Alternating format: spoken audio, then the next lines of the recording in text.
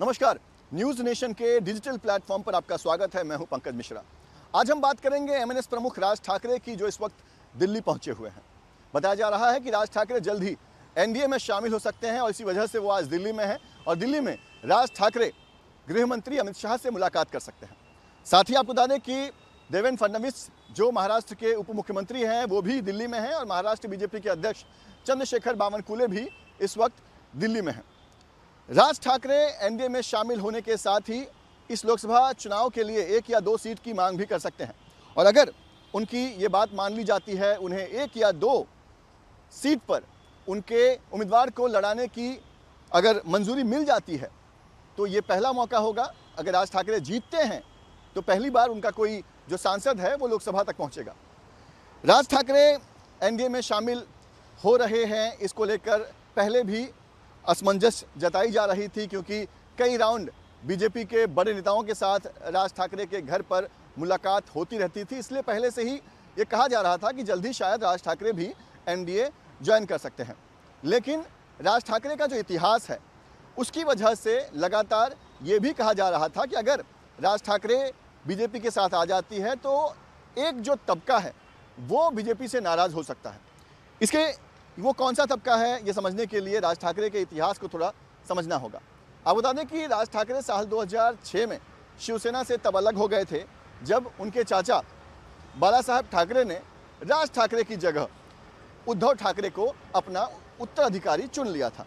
साल 2006 में वो अलग हो गए, जिसके बाद उन्होंने अपनी खुद की पार्टी बनाई। पार्टी का नाम रखा गया महाराष्ट्र नवनिर्माण सेना। ये पार्टी भूमिपुत्रों की राजनीति करती थी। पार्टी हमेशा भूमिपुत्रों की बात करती थी, लेकिन भूमिपुत्रों की बात करने के साथ ही जो बाहरी थे, खासतौर पर जो उत्तर भारत और जो बिहार और उत्तर प्रदेश के लोग थे, उन पर कई बार जो एमएनएस के कार्यकर्ता हैं उन्होंने हमला किया, उनके साथ कई बार मारपीट की गई और कहीं ना कहीं राज ठाकरे इसलिए भी पॉपुलर हैं पूरे देश में क्योंकि एमएनएस हमेशा ही उत्तर भारतीयों के खिलाफ रही। लेकिन अब राज ठाकरे ने अपनी राजनीति बदल दी है। बात करते हैं साल 2009 की। सबसे पहले साल 2009 में पहली बार राज ठाकरे ने महाराष्ट्र के सभी सीटों पर अपने विधानसभा उम्मीदवार उतारे। तब उनके 13 विधायक चुनकर आए थे, जिसके बाद साल 2014 में राज ठाकरे ने लोकसभा चुनाव से पहले बीजेपी का समर्थन किया। खासतौर पर प्रधानमंत्री मोदी की वो हर मंच से तारीफ करते थे और साल 2014 में जब उन्होंने विधानसभा चुनाव लड़ा तो उनके सिर्फ एक उम्मीदवार चुनकर आए थे। जिसके बाद साल 2019 आया, तब राज ठाकरे एक अलग रूप में दिखाई दिए। राज ठाकरे इस बार जो हैं वो कांग्रेस और एनसीपी के साथ हो गए थे। वो भले ही लोकसभा चुनाव में अपने कैंडिडेट को नहीं उतारे थे, लेकिन हर मंच पर, खासतौर पर कांग्रेस और एनसीपी के मंच पर जाकर वो बीजेपी के विरोध में भाषण देते और कांग्रेस और एनसीपी के लिए वोटों की मांग करते। लेकिन इस बार भी जब विधानसभा चुनाव राज ठाकरे की पार्टी ने लड़ा तो उनका सिर्फ एक ही विधायक चुनकर आया। फिर साल 2020 में राज ठाकरे ने अपनी पूरी पार्टी लाइन ही बदल डाली। राज ठाकरे अब उत्तर भारतीयों के खिलाफ या फिर भूमि पुत्रों की राजनीति छोड़कर अब हिंदुत्व की राजनीति में लौट आए। राज ठाकरे ने भगवा धारण कर लिया और अब वो हिंदुत्व की बात करने लगे। और ये वो वक्त था जब अब लोग कहने लगे कि अब महाराष्ट्र में राज ठाकरे जो हैं वो उद्धव ठाकरे की जगह ले सकते हैं। जिसके बाद से ही अटकलें लगाई जा रही थी कि हो सकता है कि राज ठाकरे जो हैं वो एनडीए में शामिल हो जाए, क्योंकि उद्धव ठाकरे के साथ जिस तरह से एनडीए का अलगाव हुआ था, एनडीए अलग हुई थी, उसके बाद एनडीए को भी महाराष्ट्र में एक ऐसी पार्टी चाहिए थी जो शिवसेना के वोट बैंक को अपनी तरफ कर सके। और राज ठाकरे के सबसे बढ़िया विकल्प इसलिए भी माना जा रहा था क्योंकि शिवसेना के जो कोर वोटर्स हैं वो भी मानते हैं कि बाला साहेब का जो उत्तराधिकारी होना चाहिए वो राज ठाकरे होना चाहिए, क्योंकि उनके मन में भी राज ठाकरे के लिए हमेशा ही एक अलग सम्मान रहा है। वो चाहते थे कि उद्धव ठाकरे और राज ठाकरे एक हो जाए।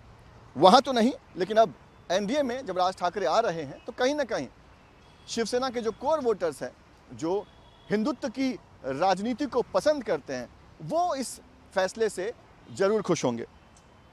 आप बता दें कि राज ठाकरे अगर एनडीए में शामिल होते हैं तो एनडीए का या खासतौर पर बीजेपी का कितना फ़ायदा होगा वो कहने से पहले मैं आपको ये बताऊंगा कि इससे सबसे बड़ा फ़ायदा अगर किसी को होगा तो वो राज ठाकरे को होगा। क्योंकि राज ठाकरे के पास खोने के लिए कुछ नहीं है और पाने के लिए सब कुछ।